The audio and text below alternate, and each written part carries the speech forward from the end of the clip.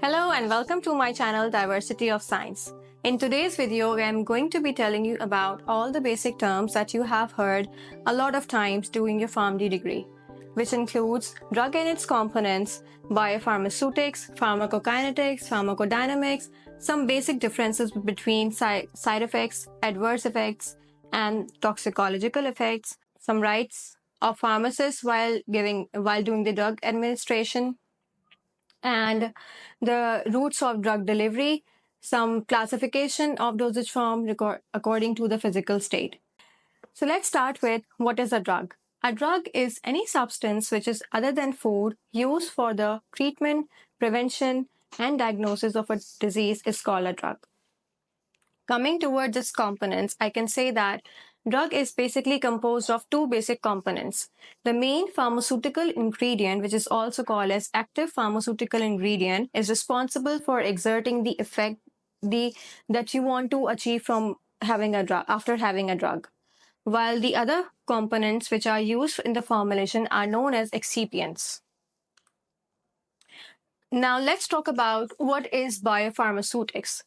Biopharmaceutics is the study of relationship of physical and chemical properties of drug to its bioavailability, pharmacokinetics, pharmacodynamics, and toxicological effects. Now, what are physical and chemical properties of drug? Physical properties of drug are those which are responsible to exert the action of a drug. For example, solubility. Like if I say, if a drug is not soluble in the liquid medium, either it is oil or water, then it will not be able to exert the intended effect.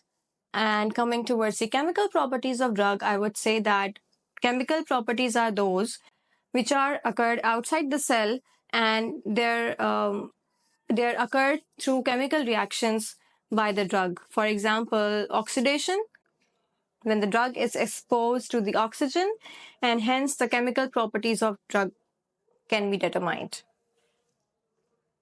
Okay, now I'll tell you about the pharmacokinetics, pharmacodynamics, and the toxicological effects in the slides later. Okay, now here comes the difference between pharmacokinetics and the pharmacodynamics. Pharmacokinetics of a drug basically works on four basic principles, which is A, D, M, and E. A stands for absorption, which will determine how will the drug get inside the body. D determines distribution, where will it go. M determines metabolism, how it is broken down. And E stands for excretion, how will it leave the body. While pharmacodynamics works on dose, mechanisms, and its activity of drug. Okay, so there are actually four terms that you might have heard a number of times, which are therapeutic effect, side effect, adverse effect, and toxic effect. Therapeutic effect is basically the intended effect which you want to achieve from a drug. Okay, when we talk about the side effect, then they're actually they're associated with the drug like a partner, but they're sometimes they're harmful, sometimes they're not. In fact, they can be beneficial. For example, if I talk about the beneficial side effect of a drug, I can say that oral contraceptive pills are also used for curing acne in patients. If I talk about the negative part of the side effect, then I would say that diarrhea is associated with the use of antibiotics. So basically, diarrhea is harmful, but it is not that harsh for the body that, the patient cannot tolerate. Okay. If I talk about the adverse effect, then I would say that they are always harmful for the body. And with the prolonged use, they may damage your vital organs of the body. Vital organs include kidney, liver, heart, and lungs. Toxic effect, if I talk about the toxic effect of a drug, then as the name suggests, toxic effects are those which are exerted on the body and can be poisonous for it. Prolonged use of a certain drug, or you can say overusage of certain drugs, can lead to body to experience toxic effect. I would say, for example, you might have heard carbamazepine is administered to patients who are epileptic or have some mental disorders. So in those patients, we have seen that the patients who are taking these medications for a longer period of time experience effects like blurred vision, or there's a loss of consciousness, and sometimes a person can also go into coma. So, a pharmacist should be very mindful of what he is administering to the patient, and a patient should be also quite be mindful of what he is taking. There is a leaflet given with the medication, and it is kept there for a purpose. Every person who is taking the medication should read the leaflet very properly so as to be aware about what side effects, adverse effects, or toxic effects can be possible by taking that medication. Okay, so there are actually 5 rights for the drug administration that a pharmacist should be very mindful of. And these are the right medication given to the right patient at the right with the right route, at the right time, and at the right dose.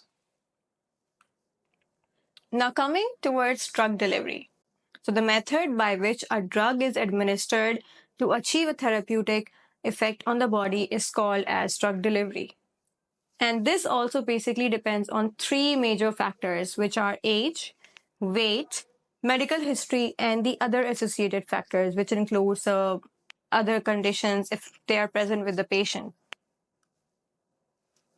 Now, there are a number of routes of drug delivery. Okay, so basically there are 9 to 10 routes of drug delivery, which are intravenous, intramuscular.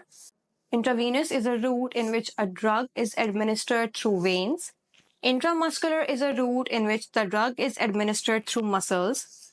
Subcutaneous is a route in which a drug is administered between the layers of skin to achieve a local effect. Then there is topical route in which the local effect is achieved. For instance, you got a burn on your skin and you apply the medicament for it. And then you will experience that the burn or the burning sensation has been removed. So that means the topical effect is achieved through it. Then we have inhalation, which is a very rapid and a targeted form of drug delivery. If your experience is any sort of breathlessness or any such experience that you can, you're not able to breathe properly, then inhalation is a very rapid form of drug delivery.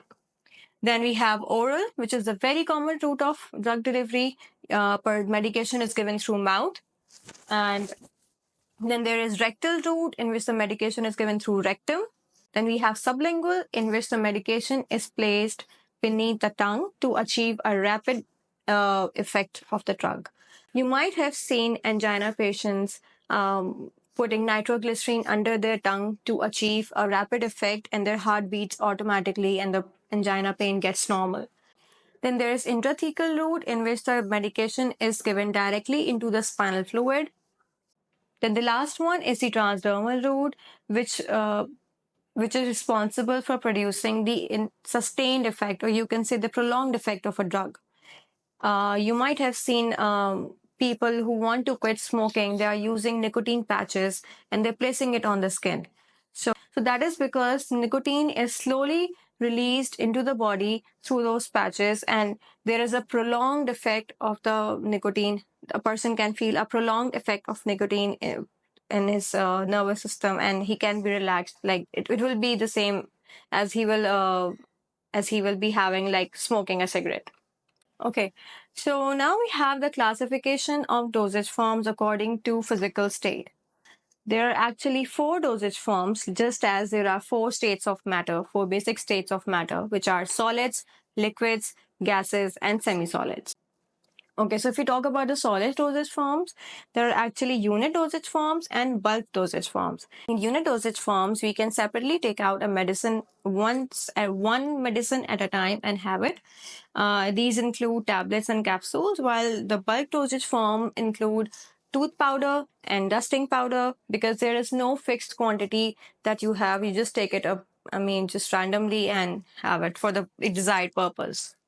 Okay, so when we talk about the liquid dosage form, we have monobasic liquids and the biphasic liquids. Okay, so there are monobasic liquids and biphasic liquids in the liquid dosage forms. So monobasic liquids are those in which there is a single liquid required to prepare the dosage forms. Examples of these include syrups and lotions. You might be knowing how a syrup is prepared, right? It's just by dissolving sugar in the water. So basically, when sugar is dissolved into the water, there is a uniform preparation. You cannot see solid and liquid phases separately. There's just a uniform preparation. And when we talk about the biphasic liquids, these preparations are made when two immiscible liquids are incorporated together. For instance, oil in water. The examples of these preparations include suspensions and emulsions. You all might be knowing how suspension is prepared. Like if a chalk is dissolved in water, and then you can see separate particles of chalk floating on the top of the water. So this means that chalk does not get dissolved in the water, and suspension, clearly you can see the biphase of the preparation, like solid and liquid. They're very visibly different. So similar is the case with emulsions. Emulsions are made when oil and the water are made to dissolve, which obviously cannot be dissolved. So some agents are added so that a uniform preparation can be made. But other than that, you can clearly see that there are two different phases when the preparation is made, and if you leave it for some time at room temperature, then you can clearly see the differences that they both are not being mixed together. For semisolids, I can say the examples includes creams, ointment, pastes, gels, suppositories, and pessaries.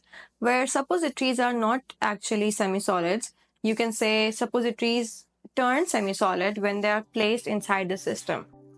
Okay, so the last type of dosage form is gaseous, and the examples of this includes aerosols and the inhalations. I hope you got what I taught you today. See you in the next video. Happy learning. Bye.